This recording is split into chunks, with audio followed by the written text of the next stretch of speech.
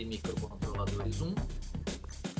Hoje o nosso assunto são os osciladores, focado, claro, nos nossos microcontroladores. Tá? Então é aula de hardware. Osciladores, aula 04. Então, quando a gente fala de oscilador, hoje nós teremos muito que falar sobre os ciclos de clock e ciclos de máquina. Tá? Então, vamos definir direitinho o que são os ciclos de clock e ciclos de máquina. Então, antes da gente entrar propriamente dito nos microcontroladores, vamos falar um pouquinho de alguns princípios básicos, né, de osciladores. Então, são circuitos, né, que geram sinais. Para o nosso caso de microcontrolador, o que vai interessar é o nosso clock, né? Então, nós temos o nosso sinalzinho de clock. Então, por meio de uma fonte de corrente contínua, os osciladores produzem sinais variáveis cuja frequência e forma de onda depende da sua configuração. Osciladores são a base de uma infinidade de projetos, como por exemplo, timers, que exigem o emprego de osciladores muito lentos, instrumentos musicais que geram sinais na faixa de áudio, transmissores, receptores, clocks para sincronizar circuitos digitais, que esse é o nosso caso, né? E mais ainda para gerar bases de tempo, que é o nosso bloco de precisão, para CPUs de computadores ou microcontroladores. Então, tá aí o nosso foco, né? Então, como o princípio básico de um oscilador, a gente pode resumir um oscilador com esse circuitinho aqui, ó. É um amplificador que o ganho tem que ser maior do que 1 e uma realimentação, né? Com isso aqui, eu vou ter uma oscilação aqui na minha saída, que nem esse desenho aí, ó. Então, isso aqui é um princípio bem básico dos osciladores. Então, uma maneira simples da gente gerar uma oscilação consiste na utilização de uma etapa amplificadora, tá aqui, né? Na qual ligamos sua entrada lá. Deixa eu voltar aqui. Na qual ligamos sua saída à entrada, ou seja, a saída aqui, ó, a gente liga na entrada, de modo a obter a nossa realimentação positiva. Mas tem esse retângulozinho aqui, ó, que tem circuitos aqui, não é só isso. A realimentação deve alterar a frequência e a fase. Então, essa realimentação, ó, ela tem que alterar, né, a frequência e a fase com que o sinal recircula pelo circuito, de modo a haver a excitação conveniente para gerar novamente o sinal de saída. Né? Então, eu tenho que ter essa mudança de frequência, de fase, tenho que ter um ganho maior que 1, senão esse sinal de saída não vai ocorrer. Já vamos ver um circuitinho básico aí que vai gerar esse nosso sinal. Continuando a nossa explicação. Por exemplo, ó, em um transistor ligado na configuração, emissor comum, está aqui. Então, o nosso transistor está aqui, ele tem um emissor ligado no comum. A fase inicial que obtemos no coletor é oposta à do sinal aplicado na base. Ah, mas o que é isso aí? Isso aqui é um circuito inversor, né? Vamos supor que eu não estivesse trabalhando com sinal alternado. Vamos supor que não tivesse esse sinal alternado. Se eu colocar nível alto nessa base, vamos supor que é contínuo. Se eu coloco nível alto na base, aqui na minha saída eu tenho nível baixo. Então ele inverte. Se eu coloco nível baixo, eu vou ter nível alto aqui na minha saída. Então, essa ligação aqui é um inversor. Então, se eu tenho aqui, ó, esse sinal com uma determinada fase, e eu pego e realimento ele, ele vai manter a minha fase é aqui.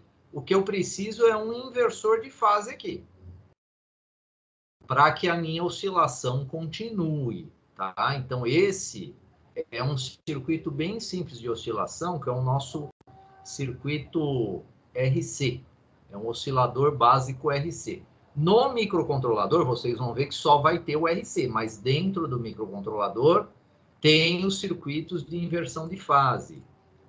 Então, para termos uma realimentação positiva, é preciso usar uma rede apropriada que inverta essa fase. Então, esse inversor de fase aqui é uma redezinha RC que vocês vão ver no circuito que eu vou demonstrar o funcionamento dele. Que é esse aqui, ó. Então, esse aqui é um exemplo de um oscilador de deslocamento de fase transistorizado. Então, olha só, é basicamente aquele circuito anterior, só que nós temos aquela rede RC aqui, ó. Ó, essa rede RC faz a realimentação aqui, ó, para minha base, né? Então, o sinal aqui, ó, que é o meu sinal que eu estou chamando V de oscilação, ele passa por essa redezinha RC. Então, essas células RC, elas rodam a fase do sinal em função da frequência, de 0 a 90. Então, cada redezinha RC dessa, eu vou ter uma mudança de fase. Aí eu vou controlando em função aqui dos valores de capacitores e resistores.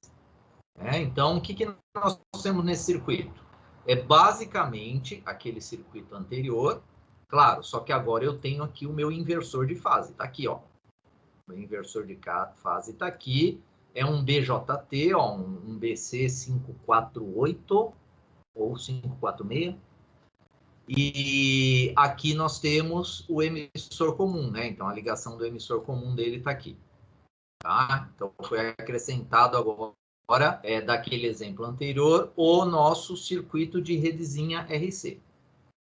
Eu coloquei também um frequencímetro para a gente pegar a frequência, né, do sinal que vai estar aqui na saída. Temos o osciloscópio, né, que ele vai medir esse sinal aqui na saída. Ele vai medir a saída utilizando um shimmy trigger. Então, eu tenho aqui um shimmy trigger, que são portas NAND, porém, quando eu jampeio essas portas NAND, as entradas, eu transformo em porta inversora, né?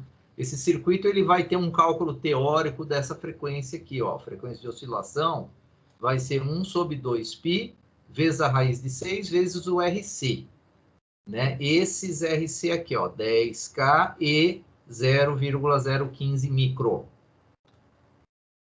Tá? Então, vamos ver ele simulando. Outro canal aqui do osciloscópio, que é o VB, ó, é a tensão aqui da base, aqui para vocês verem o deslocamento de fase. Né? Então, aqui eu vou ter uma fase e aqui eu vou ter o deslocamento dessa fase, por causa dessa redezinha RC aqui. Então, vamos ver no Proteus ele funcionando aí.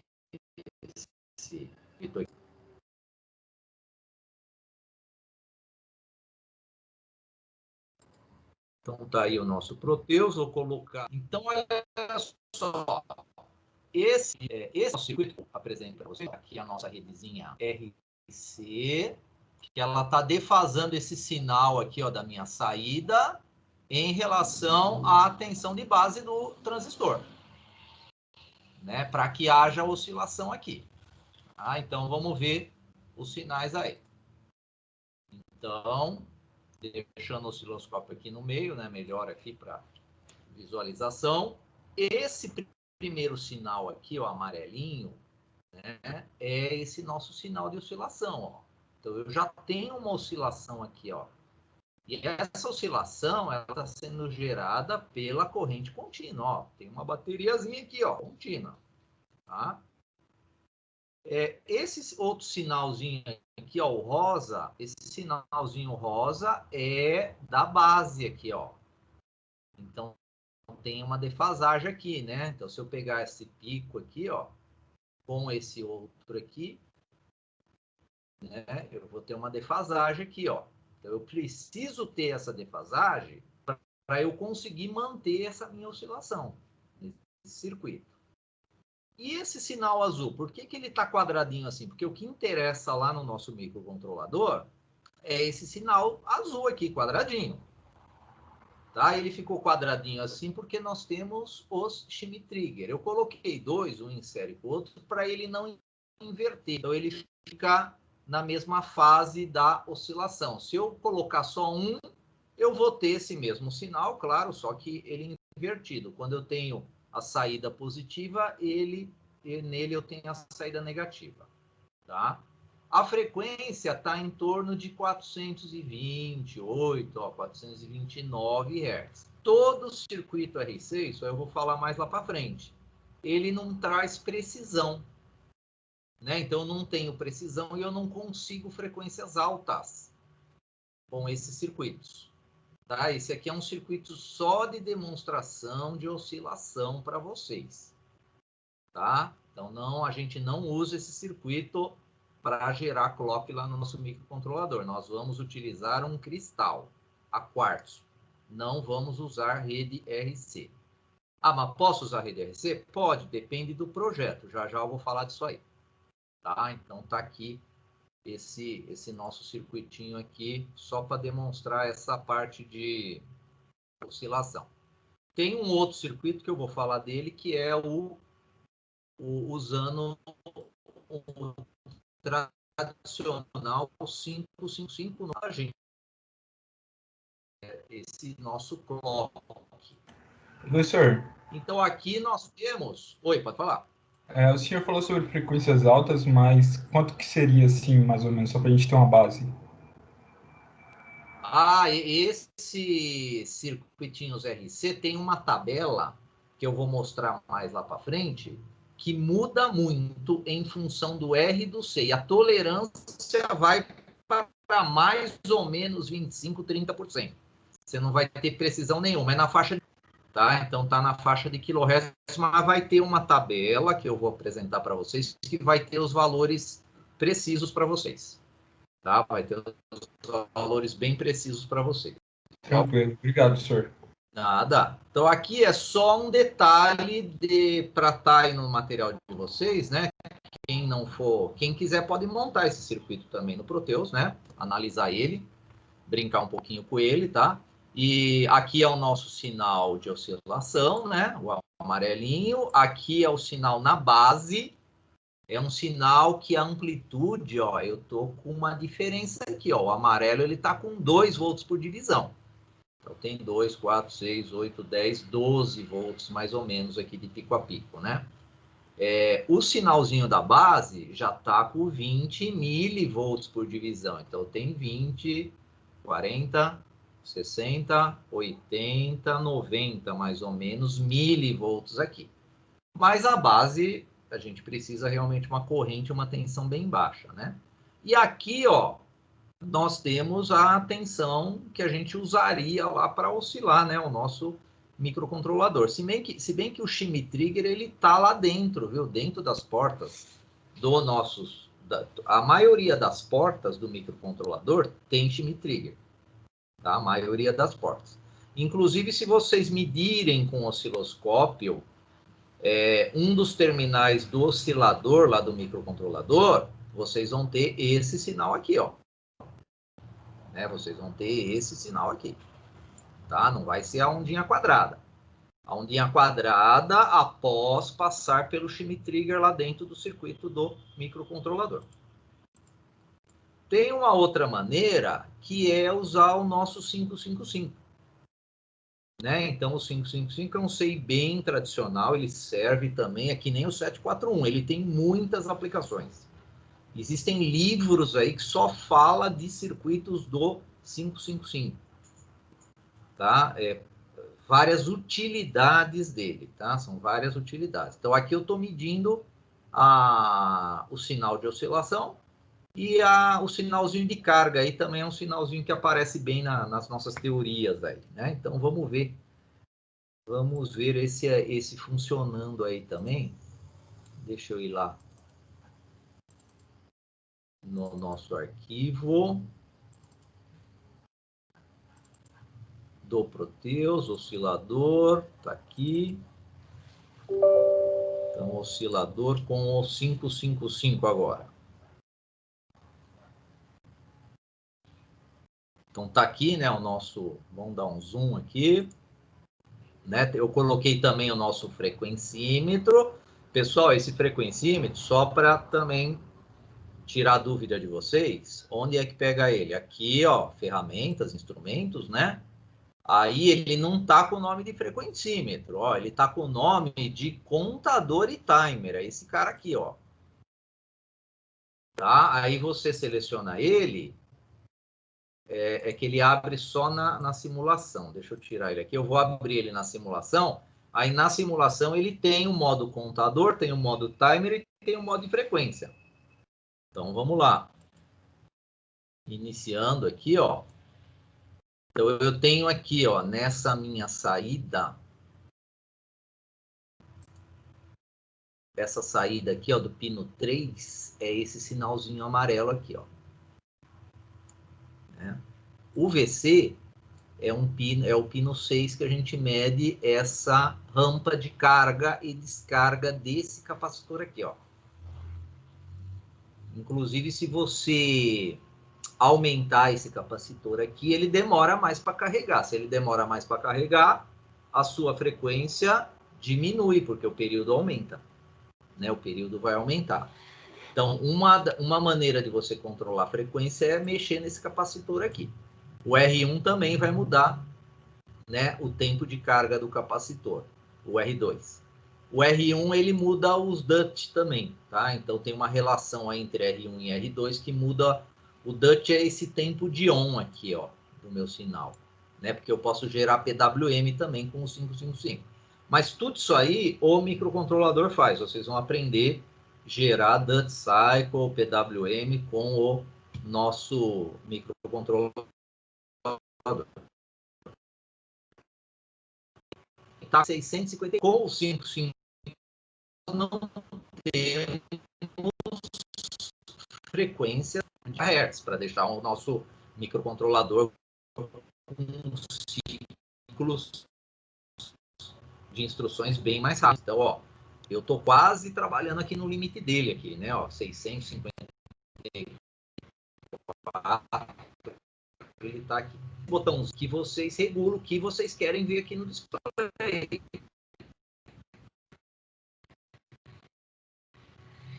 Então, entrou no modo contador, ó, ele tá então, ele disparou aí na contagem, tá contando o border subida, ó. Ele tá com a polaridade aqui para a borda de subida. Ele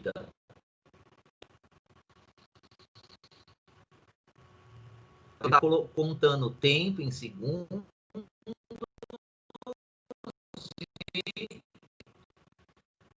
tempo em milissegundos aqui, ó. Mais uma vez ele cai na frequência. Então, o que interessa para a gente analisar aí nesse momento é a frequência, tá? Então, mais um exemplo da gente gerar, né, uma ondinha aqui, quase então isso aí seria o Nokia do microcontrolador. Então, deixa eu só fechar aqui para não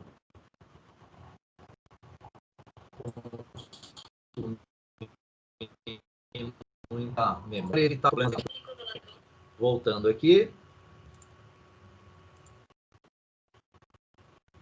Tá, que acabamos de testar.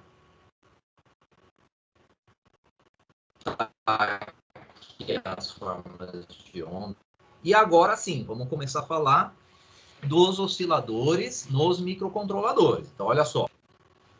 Então, osciladores possuem a função de sincronizar os diversos circuitos que tem lá no nosso microcontrolador. Então, vocês viram, aula passada, nós falamos de periféricos, né? Então, aqueles periféricos, eles trabalham para ter resultados lógicos, é necessário que todos os circuitos trabalhem nesse mesmo clock. Se não, um tem que ficar esperando o outro e não tem processamento, às vezes, para essa só se você criar um tipo de comunicação. A rotina de comunicação, a nossa porta serial, é assim.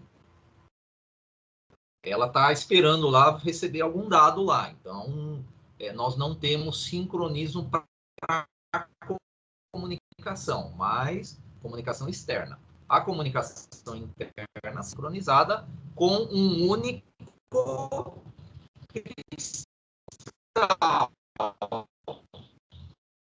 que é aquele cristalzinho de 8 6, e depois o resultado de um circuito.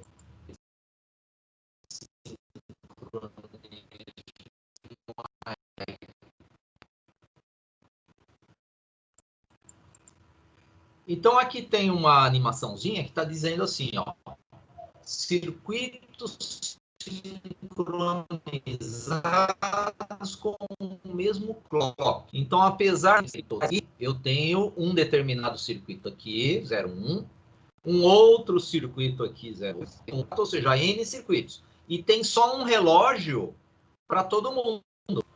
Né? Tem um relógio apenas para todos os circuitos. Né? Isso aí que é sincronizar os circuitos, é trabalhar com um único relógio.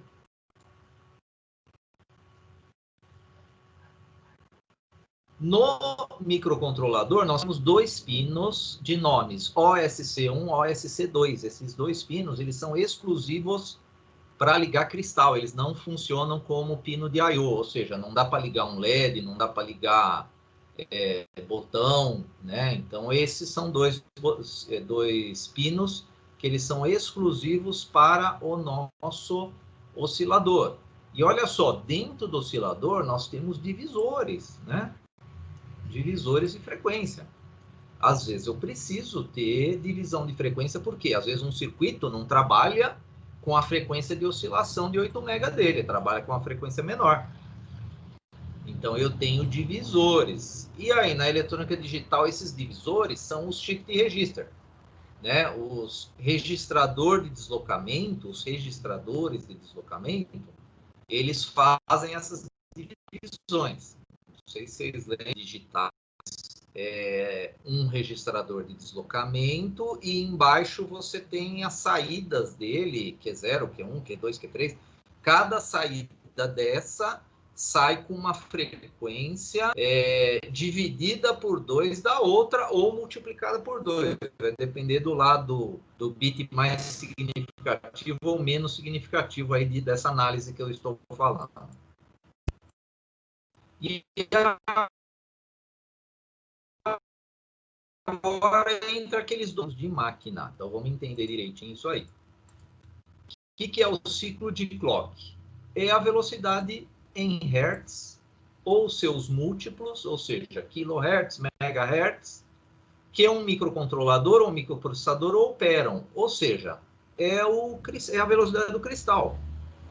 Então, no nosso caso, desses kitzinhos que a gente está montando aí através do Proteus, a gente está usando sempre 8 MHz. Né? Então, eu tenho uma frequência de 8 MHz. O que é 8 MHz? Então, aqui nós temos um ciclo aqui, né? Que gera esse período aqui, né? Esse período é um ciclo completo. O que é 8 MHz? É 8 milhões, né? 8 milhões de... É um número grande, né? É um número gigantesco de ciclos em um segundo. 8 milhões desses ciclos aqui, ó, em apenas um segundo. Tá? Em apenas um segundo tem esses 8 milhões aí.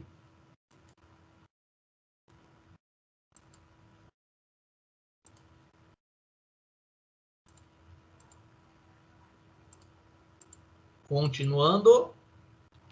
Então, o nosso ciclo de máquina, ó, no pique, esse clock provém de uma fonte externa. Normalmente é o nosso cristal de quartzo. Pode ser um circuito RC? Pode, depende da aplicação. Pode ser um ressonador cerâmico? Pode, depende da aplicação. E esse oscilador, ele possui uma frequência né, fundamental, que é a FOSC, a frequência de oscilação dele. Como exemplo, né, nós temos aqui o FOSC de 4 MHz. O clock interno dele vai ser de 1 mega, o interno. Né? Então, o ciclo de clock é o nosso cristal, que é 4 mega. Agora, o ciclo de máquina, eu tenho que pegar a velocidade do meu cristal, a frequência do meu cristal, e dividir por 4. Isso aí se chama ciclo de máquina ou isso aqui, ó, clock interno. Os computadores também têm, né? Clock interno e clock... O clock tem o clock do processador, que é o cristal quando a gente compra, né? O processador. Ah, o meu processador é de 2 GB, então 2 GHz é a frequência base dele de operação, que seria o nosso clock de máquina dele. Mas tem o clock interno. O clock interno, no PIC, ele é utilizado para a gente determinar as instruções. Então, só dando uma relembrada, repassado isso aqui, ó. Frequência de oscilação é o clock, é o ciclo de clock, a velocidade do cristal. Clock interno é a frequência do nosso cristal dividido por 4. E esse clock interno é o nosso ciclo de máquina. Né? Só que o ciclo de máquina, em vez de eu usar a unidade Hertz, eu vou usar o tempo. Como que eu faço isso aí? Eu faço o inverso, né? Para achar o período. Então, esse clock interno aqui é a frequência interna dele, é 1 MHz. Então, eu divido por 4.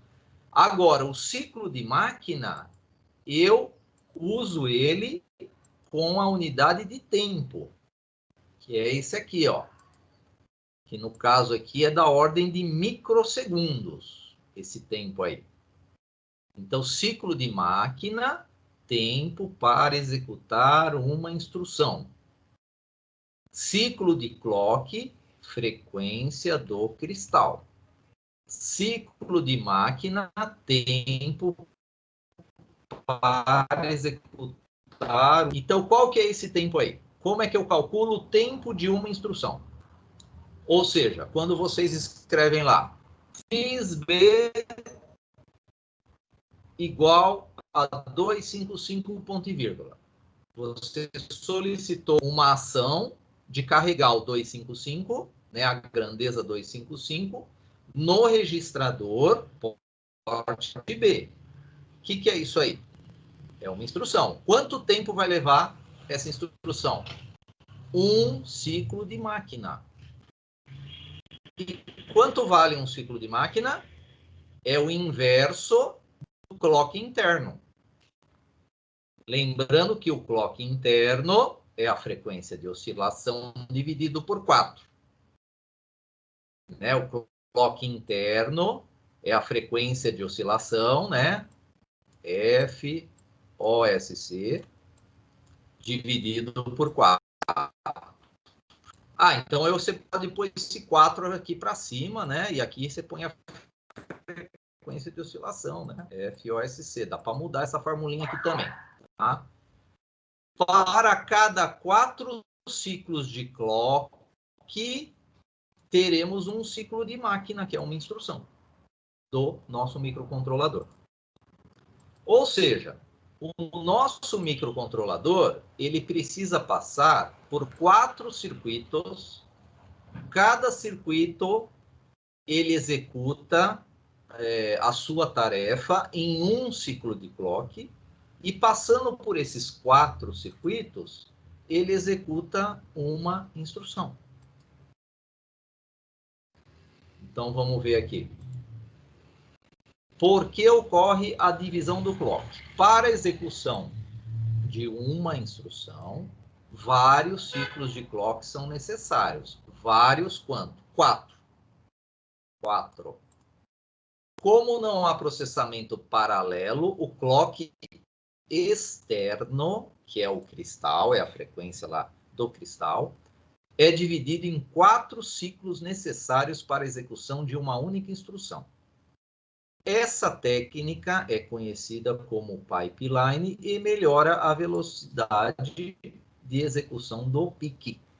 Tá? Então, o PIC tem o pipeline, já eu vou passar um gráfico aí que vai melhorar esse entendimento aí do pipeline também, tá, pessoal? Então, por enquanto, essa técnica é conhecida como pipeline. Quando eu pego o meu cristal, a frequência do meu cristal, divido por 4, faço o inverso dela, eu tenho o meu ciclo de máquina. Ciclo de máquina é o tempo de execução de uma instrução. Eu dividi por 4, por quê? Porque são necessários 4 circuitos para que uma instrução possa ser executada. Continuando, exemplos com números. Então, se eu tenho um cristal de 20 mega,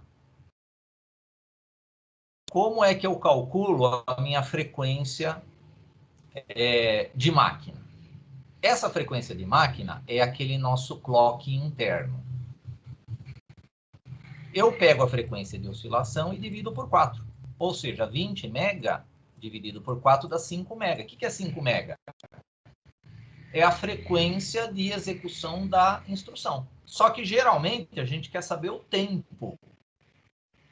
Qual que é o tempo de uma instrução? Então, a gente calcula o ciclo de máquina, que é a frequência de máquina, o inverso da frequência de máquina, que nesse caso, para 20 MHz, dá 0,2 microsegundo. O que é esse número? 0,2 microsegundo. Significa que, se você colocar um cristal de 20 MHz no seu, ele vai executar instruções a cada 0,2 microsegundos. Aí, o que é 0,2 microsegundos? São 5 milhões de instruções em 1 segundo. 5 milhões de instruções em 1 segundo. Ou seja, pessoal, é muito... Apesar de vocês estarem acostumados com frequências de gigahertz dos computadores, no microcontrolador, 5 milhões de instruções em 1 segundo é muita coisa. É muito rápido. Aqui já está o pipeline, ó. Então, nós temos aqui a estrutura do pipeline, uma comparação. Ou seja, um microcontrolador que não tem pipeline e um que tem pipeline. Então, olha só, no nosso microcontrolador, eu disse para vocês que nós precisamos de 4 circuitos para que uma instrução fique pronta. São esses aqui, ó. Instruction fetch, instruction decode, operand fetch, execute e result. E aqui em cima, ó, essas colunas aqui são tempos de clock, ó, ciclos de clock, são tempos de ciclo de clock. Então eu preciso, o I1 é a instrução 1, I2 é a instrução 2, I3 é a instrução 3 e assim por diante. Então, sem o pipeline, eu ligo o circuito 1 para começar a buscar a minha instrução, que é o fetch. Terminou em um ciclo de clock, essa mesma instrução vai para o segundo circuito, que é decodificar essa instrução.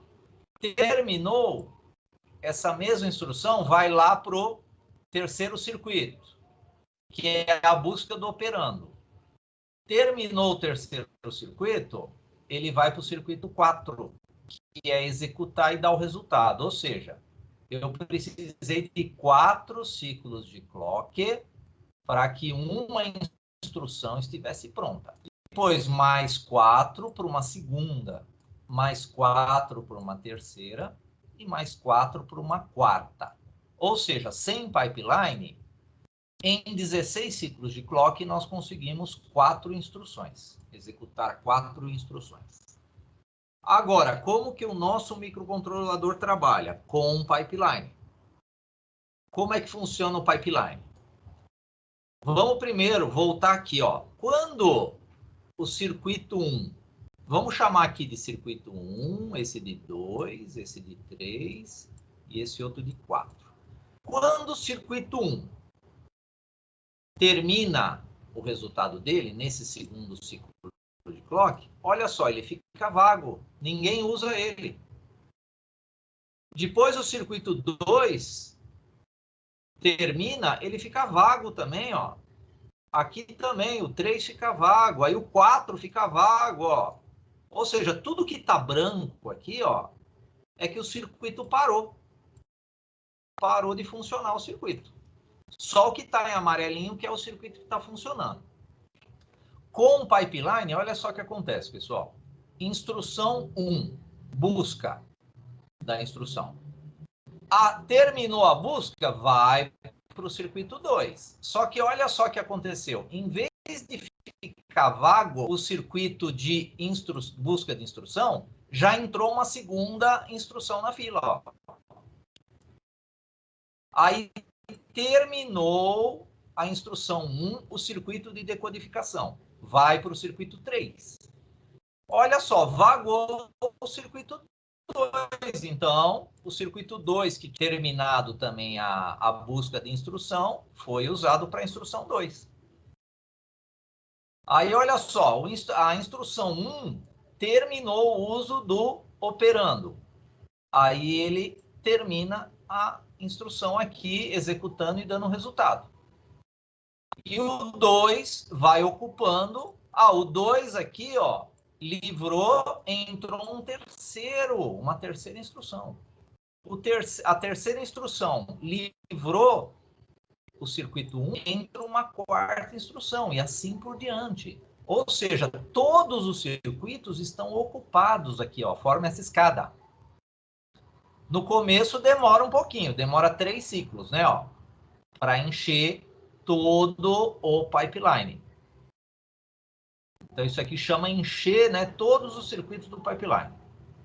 E olha só, se a gente analisar, nós temos aqui, ó, uma instrução pronta, 2, 3, 4, 5, 6, 7, 8, 9, 10, 11, 12, 13 instruções no mesmo tempo, ó, do que sem pipeline. O tempo aqui vai ser o mesmo, ó, coluna 16. Ou seja, o 16º ciclo de clock. Com 16 ciclos de clock, sem pipeline, 4 instruções. Com pipeline, 13 instruções. Então, claro que o desempenho com pipeline aumenta muito, né, do microcontrolador. Os ciclos de máquina no PIC. Então, olha só, no PIC, então, nós temos esse gráfico aqui, está lá no nosso datasheet, tá esse gráfico. Tá? O material de vocês tem mais detalhes aí, tá? Esse material. Aqui eu vou passando as partes mais importantes. Pode falar. Para mim não ficou muito claro o que é em si o pipeline. O pipeline é o uso de todos os circuitos, né? Porque voltando aqui, ó, voltando na nossa escada, voltando aqui na nossa escada, você está vendo aqui tudo branco? Sim. O que é esses brancos aqui? É circuitos que não estão sendo utilizados. Então, aí beleza. O que não ficou claro é por que com o pipeline ele passa a ativar todos os circuitos em todos os clocks. O que ele é em si? Não, porque é o seguinte, você entendeu que para que uma instrução fique pronta, eu preciso passar por 4 circuitos, isso no PIC. Computador aí tem 6, 7, 8, aí depende, né? Quando outras arquiteturas, isso aí pode mudar. Eu estou falando do PIC. No PIC, no nosso PIC, da família 16, família 18, para que uma instrução fique pronta, eu tenho que passar por 4 circuitos, que são esses 4 aqui, ó. Quando eu não uso pipeline, você está vendo que ó, o circuito 1 está sendo usado pela instrução 1, nesse tempo 1. Depois, esse circuito 1 ficou vago aqui, ó. Ficou vago. Ninguém está usando. Porque sem pipeline, ele espera terminar 4 ciclos para pôr a próxima instrução na fila. Aí ele põe a próxima instrução na fila, termina a instrução, aí ter mais 4, ele põe a próxima instrução na fila. E com pipeline, você viu que é diferente. A instrução 1 terminou de usar o circuito 1, terminou. No tempo 1, pulou para o 2, ela terminou, que aí ela veio aqui para o circuito 2. Aí já entra uma outra instrução na fila, ó. Ah, o 2 terminou, entra uma terceira instrução na fila. Ah, o 3 terminou, entra uma quarta instrução na fila. Até 13. Nesse exemplo, né? Até 13. Então, a comparação seria essa, né? Então, os circuitos são otimizados aqui. Todo mundo está trabalhando. Aqui, não. Trabalha um de cada vez. Sem pipeline. Sem pipeline, trabalha um de cada vez. Com pipeline, não. Com pipeline, trabalha todo mundo junto aí. Melhorou o entendimento? Melhorou, professor. Obrigado. Nada. Professor, Oi, pode falar. essa característica do pipeline, ela é dada internamente pelo circuito já pelo fabricante ou tem como a gente programar? Não, isso aí já é programado pelo fabricante. Esses circuitos não tem como você mexer neles, né? Você não tem. Agora, tem Arduino. Arduino usa o Atmel. O Atmel não trabalha com pipeline. O Atmel, o ciclo de clock é igual ao ciclo de máquina dele. Tá? Isso aí vai de características construtivas da CPU do microcontrolador. Beleza, tranquilo, professor. Tá? Então, aqui, ó, pessoal, nós temos essa informação tá no datasheet, tá? Então, nós precisamos, ó, de passar... Aqui ele chama o circuito 1 é o Q1, o circuito 2 é o Q2, o circuito 3 é o Q3 e o circuito 4 é o Q4. Eu preciso desse tempo aqui, né? Para terminar a minha instrução. Eu preciso desse tempo, do Q1, depois o Q2, Q3, Q4. Esse tempo aqui se chama ciclo de máquina.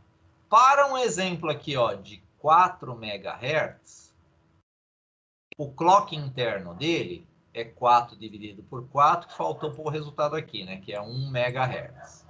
Então, vai ser 1 MHz.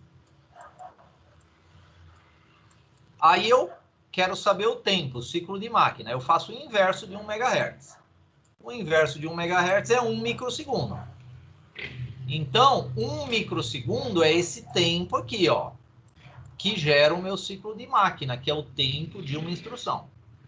Se eu dividir esse tempo por 4, ó, eu tenho o meu ciclo de clock.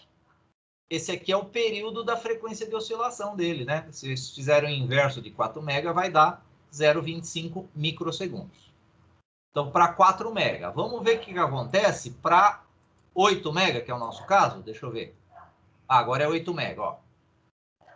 Para 8 MB, olha o que aconteceu com o tempo. Diminuiu. Diminuiu aqui também. Então, a instrução ficou mais rápida. Então, eu tenho agora 8 dividido por 4. Faltou completar aqui também, que daria 2 MB, né? 2 MHz. O inverso de 2 MHz é meio microsegundo. Então, para o nosso caso, o nosso ciclo de máquina é meio microsegundo. Tá? A aula do laboratório da semana que vem, nós vamos usar o do micro-C, ele vai mostrar esses tempos aqui para vocês. Aí vocês vão saber de onde vem esse tempo, tá? Porque cada instrução, cada ação que vocês programaram aí, ele vai incrementar um tempo que é esse aqui, é meio microsegundo. E esse tempo aqui, 0,125 microsegundos, é o é o período do cristal. É o período de 8 MHz. E tem mais um exemplo para 20 MHz agora. Para 20 MHz, então, ou seja, agora a frequência é maior, então meu tempo diminuiu mais. Né? Esse tempo aqui é o tempo do cristal. É o período do cristal de 20 MHz. E esse tempo aqui, que é o ciclo de máquina, é o tempo de uma instrução, que é 0,2 microsegundos para um cristal de 20 MHz. É pegar 20 MHz, dividir por 4, deu 5 MHz, faz o inverso de 5, deu 0,2 micro. O que é 0,2 micro? É o tempo de uma instrução. Se dividir por 4, você tem esse tempo aqui, que é o período do cristal.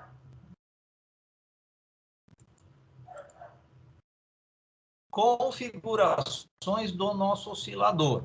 Né? Então, vocês já notaram que quando a gente começa um novo projeto lá do Micro-C, tem lá aquele tiquezinho que vocês colocam lá de bits de configuração. Né? Então, lá nos bits de configuração, o primeiro item é o oscilador.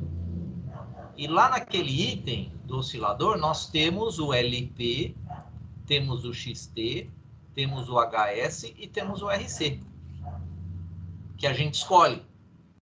E eu sempre falo para vocês, pessoal, escolham o HS. Né? Então, hoje vamos ver por quê. Isso aí.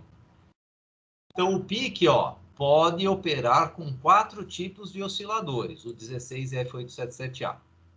Estas configurações são necessárias para que o circuito funcione numa grande faixa de frequências, ó, de 32K a 20 MHz, e com diferentes dispositivos osciladores. Tá? Porque não existe um único circuito que vai me gerar uma frequência que vai ser bem baixa e bem alta. Eu preciso mudar a característica desses circuitos, porque vocês sabem que quando eu estou trabalhando com alta frequência, eu tenho efeitos físicos indutivos, capacitivos, que eles têm que ser analisados de maneiras diferentes. Então, não adianta eu ter um circuito oscilador padrão e esse circuito oscilador padrão trabalhar de 32 a 20 MHz. Isso não existe. Eu tenho que adaptar o meu circuito em função da frequência que eu estou utilizando. Então, o LP são osciladores a cristal de baixa potência. Essa potência também é velocidade. O XT são osciladores a cristal e ressonadores cerâmicos convencionais. Também chega a um determinado valor de frequência, que já já a gente vai ver. O HS é o que a gente usa, osciladores a cristal e ressonadores cerâmicos de alta frequência. E o RC é o resistor capacitor. É o mais básico, simples e barato. Então, falando do oscilador, né, RC. Então, a escolha do tipo de oscilador adequado depende do seu projeto, da sua aplicação.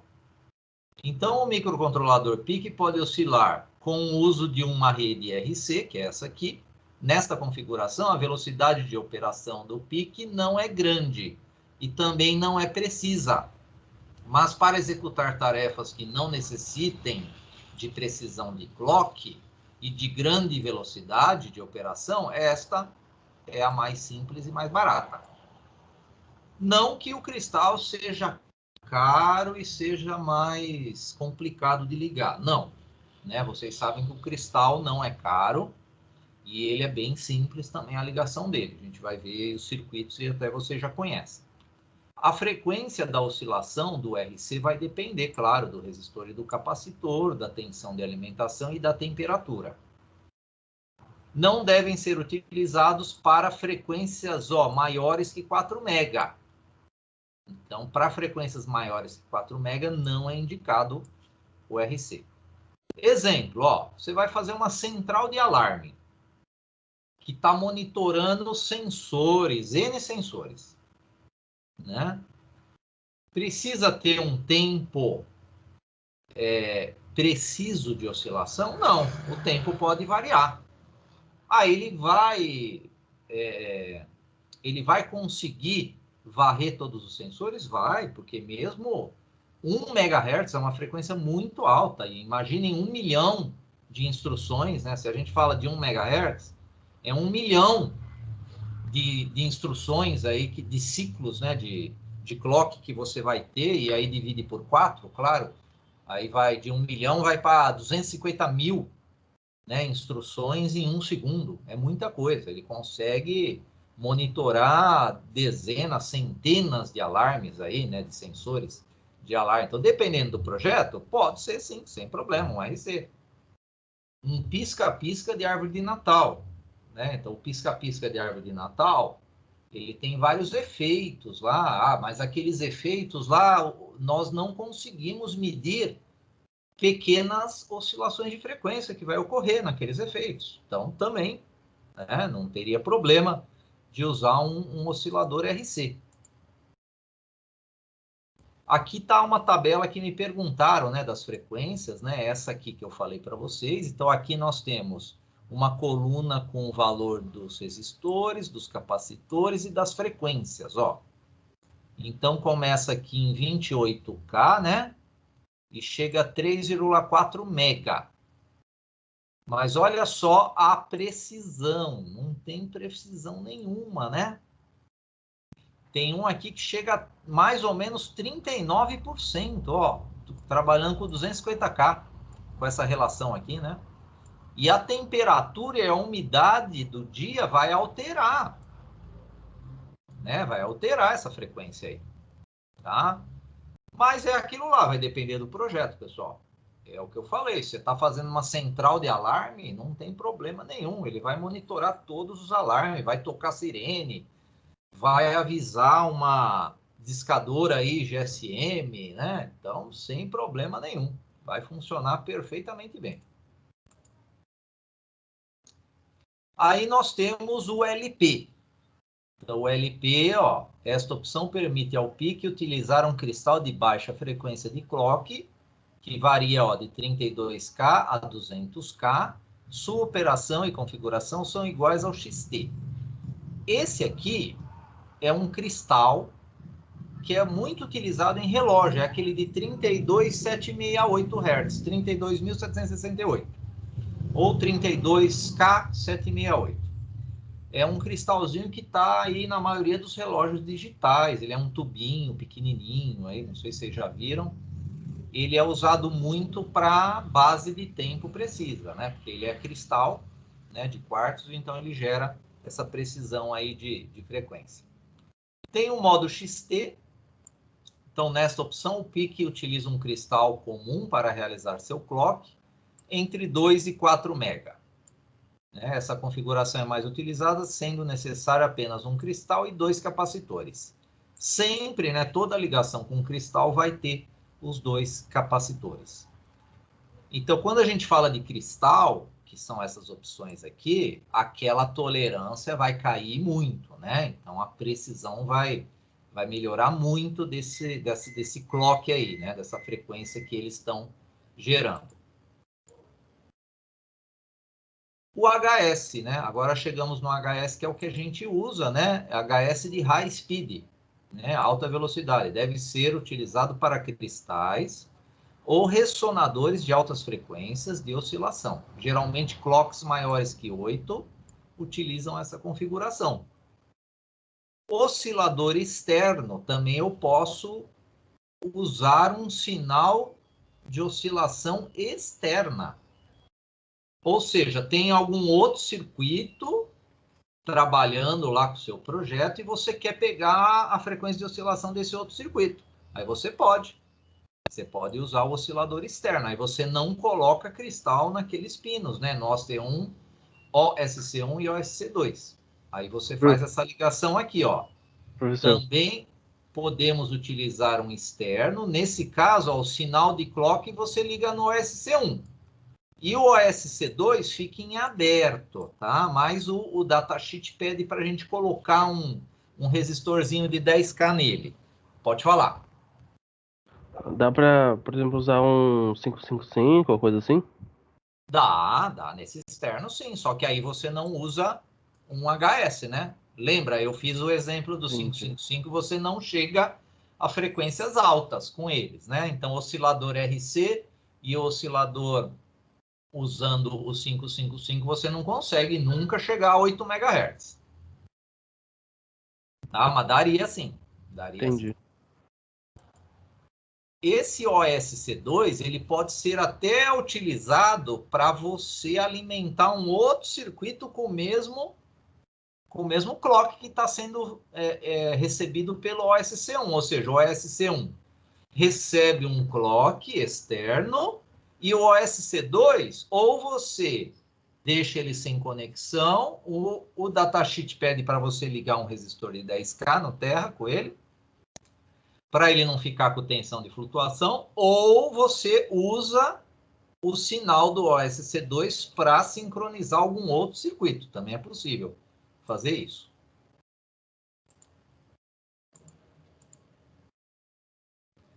Então, aqui, ó, osciladores de quartzo. Né? Então, uma boa precisão na geração do clock pode ser alcançada por meio dos osciladores de cristal de quartzo. Possui uma boa estabilidade e imunidade a variáveis externas, como temperatura, umidade. Seu custo é maior que o RC. Ah, tudo bem, o RC é 20 centavos, vai. O cristal é 80 centavos. É essa a diferença. Vai fazer diferença numa produção, né, grande, né, de algum projeto. Vamos supor que foi feito um determinado projeto aí, está vendendo bem, aí você quer diminuir o custo, né? Aí sim, aí pode fazer diferença nesse custo, né? Mas para a gente montar um kit nosso, é uma diferença de 20 centavos para 80 centavos. Vai ser essa a diferença do cristal. Esse pequenininho aqui, ó, é o 32768, que eu falei que é o de relógio, tá? Ele também é um cristalzinho a quartzo. Então, todo oscilador a quartzo, a gente precisa de dois capacitores, ó, o C1 e o C2. Porque o nosso cristal, ele tem um modelo. Já já vocês vão ver esse modelo, e ele é capacitivo também. Né? E o C1 e o C2, ele compensa a impedância capacitiva gerada pela alta frequência do cristal. Tá? Então, esses capacitores, eles fazem parte do todo o circuito de cristal. Que valor põe aqui? Está lá no datasheet. O datasheet tem um valor para C1 e para C2 em função da frequência que você usa aqui do cristal. E esse RS aqui? Para 8 MHz não é necessário para o nosso circuito esse RS. Tem também uma observação quando o sinal ele está sendo ceifado, né, esse sinal do cristal, como se fosse uma saturação que vai ocorrer nele. Aí eu tenho que pôr um RS em série aqui para estabilizar melhor esse nosso sinal aqui. Para o nosso caso 8 MB não é necessário esse resistor aí. Então, aqui tem o nosso símbolo do nosso oscilador a quartzo. Aqui é o circuito equivalente dele, né? Então, ele tem um capacitor em paralelo com uma rede RLC. Né? Então, esse seria um circuito equivalente, né, do cristal de quartzo. E aqui nós temos a curva de reatância dele. Lembrando que, ó, o menos JXC, então tudo daqui, ó, do zero para baixo, eu tenho reatância capacitiva. Aqui para cima eu tenho a reatância indutiva. Ah, mas por quê? Esse meu circuito, ora ele é capacitor, ora ele é indutor? É isso mesmo. Ah, mas o que é que determina ele ser um capacitor ou ser um indutor, esse circuito aqui? A frequência, esse eixo aqui da frequência, ó. Então, vocês estão observando que, ó, do zero até a frequência S aqui, ó, ele é totalmente capacitivo, né? Ele está todo na área capacitiva. E acima do FP também, ó, é capacitivo esse nosso circuito. Ele só é indutivo entre o FS e o FP. Aí, o que é isso aqui? Ó, o oscilador de quartzo deverá oscilar em uma frequência que fique em torno desses dois. Né? Então, ele vai estar aqui numa frequência intermediária. Faixa na qual o circuito é indutivo. Como essas frequências são muito próximas, então esse FS e FP, eles são muito próximos aqui. E é isso que faz com a nossa estabilidade desse circuito, né? Então, esse circuito ele ganha estabilidade por essa característica dele aqui.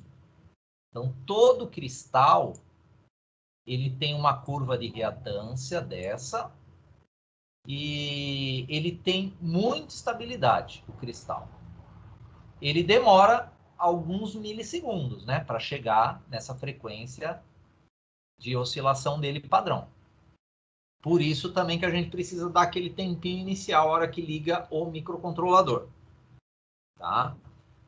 Cristal, pessoal, osciladores, tem assunto para a gente conversar aqui por mais de um ano, né? Tem vários tipos de osciladores. Então, eu estou focando só em alguns detalhes básicos aí do nosso microcontrolador, tá? Então, tem muita teoria de como é que se constrói, ó, também esse cristalzinho aí.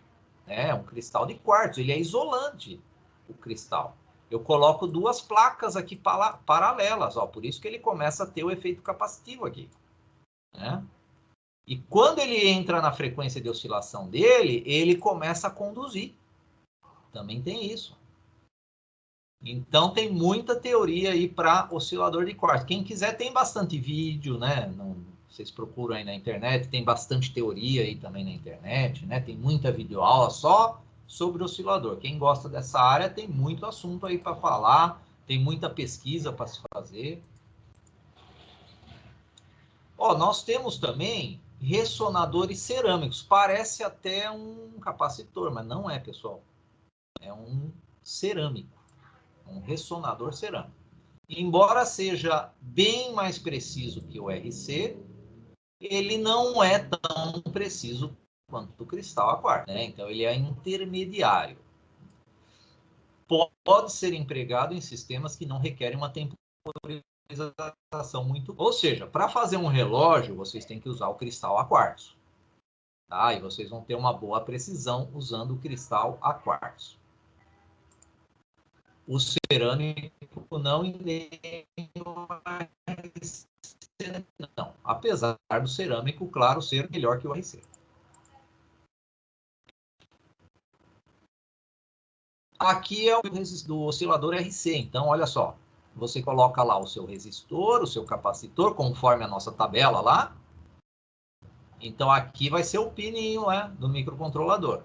Aí dentro do microcontrolador tem circuito para depois deixar esse nosso sinal aqui com aquele aspecto de onda quadrada, né? Isso aqui ocorre lá dentro do microcontrolador. Se você medir esse sinal aqui, né? Você vai ter aquela oscilação lá. E aí você usou um pino só, o OSC1. E o OSC2, o que você faz com ele? Ou aterra ele, né? Coloca com um resistor de 10K, né? Ou você tem a frequência de oscilação aqui dele, ó. Você pode usar ele para alimentar um outro circuito que você queira usar o mesmo sincronismo.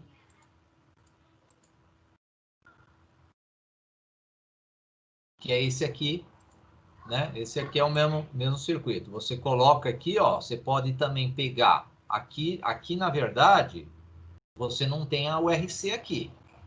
Você tem o clock de um outro sistema. De um sistema externo. Você tem um clock de um sistema externo aqui. Você pode ter esse bufferzinho aqui ou não. E aí o pino OSC2? Também, ó. Você tem aqui a opção de deixar ele ligado num resistor de 10K e aterrado, ou usar a frequência de oscilação aqui para alimentar e sincronizar um outro circuito. Então, aqui é usando um clock externo de um outro sistema. O anterior era a rede RC, né? Colocar um RC. E existem microcontroladores que têm um cristal dentro dele. né? Só que cristal, quando a gente fala de aspectos construtivos dele lá dentro da pastilha, ele pega muito espaço. Então, por isso que nem todos os microcontroladores têm cristal interno. E mesmo os que têm cristal interno, chegam a frequências de 8 MHz. Tem um registrador, que é o OSCAL, que ele vem calibrado de fábrica, mas você pode alterar essa calibração, se estiver dando alguma variação, né, de frequência. É esse OSCAL aqui. A que PIC que tem esse oscilador interno? Eu sempre falei do 16F877A. Agora, tem um que tem a mesma pinagem do 16F877A, que é o 18, é da família 18. É o 18F 4520. 4520. Ele substitui o nosso 16F877A. A pinagem é tudo igual. E ele tem cristal interno. Eu poderia usar o cristal interno. Eu não usaria 2 pininhos lá do nosso oscilador e usaria ele, né? É o 16F628, que é muito utilizado aí também. Vocês veem muitos projetos dele na internet aí. Ele tem, se eu não me engano, 28 pinos ou até menos. Ele também tem cristal interno, né? Então você usa os cristais internos. Então o PIC que não tiver, ou o microcontrolador que não tiver um cristal no circuito dele, vocês não vão visualizar nenhum cristal, é porque ele está usando o cristal interno. Tá? Mas o cristal interno, no máximo 8 MHz. Questões construtivas, aí ocupa muito espaço. Como o indutor, né? Indutor também é um componente que pega muito espaço dentro dos circuitos integrados. Então, o modo comum de se usar o PIC é com oscilador externo, a maioria, né? Então, os próprios... quando a gente fala lá da plataforma Arduino, né? Que ela também é bem difundida aí, vocês têm o cristal externo, mas o ATmega ele tem cristal interno. Mas a plataforma Arduino, ela usa sempre cristais externos e de 16 MB. São cristais externos 16 MB, inclusive do Atmel. Então, o modo comum é usar o nosso cristal com 2 capacitores. Embora utilize um maior número de componentes, esta opção permite um sincronismo entre vários PICs alimentados com o mesmo clock. Também teria essa possibilidade. Você está lá com um projeto que não usa um único microcontrolador, usa mais. Você pode usar um clock para sincronizar todos. A seleção do oscilador é configurada no programa que será gravado. Então, quando vocês selecionam lá nos bits de configuração, o tipo de oscilador, no nosso caso é o HS, é o gravador de microcontrolador que vai fazer essa alteração lá nos bits do microcontrolador. Porque essa etapa do gravador que a gente não está fazendo, né? A gente está pegando só o código X e está simplesmente carregando ele no simulador. A gente não está fazendo essa etapa de gravação. Essa etapa de gravação eu demonstro em algumas aulas para vocês, tá? Eu monto um vídeo aqui, ponho a câmera e eu vou mostrar para vocês como é essa etapa de gravação usando o gravador mesmo de microcontrolador. Circuitos básicos. Se vocês olharem, é tudo igual, pessoal, né? Então, ó, essa ligação é o que eu expliquei para vocês na aula de terça-feira de laboratório, né? Cristal com os capacitores. Ah, mas é sempre 22 picofarad? Depende da frequência. E como nós estamos usando 8, né?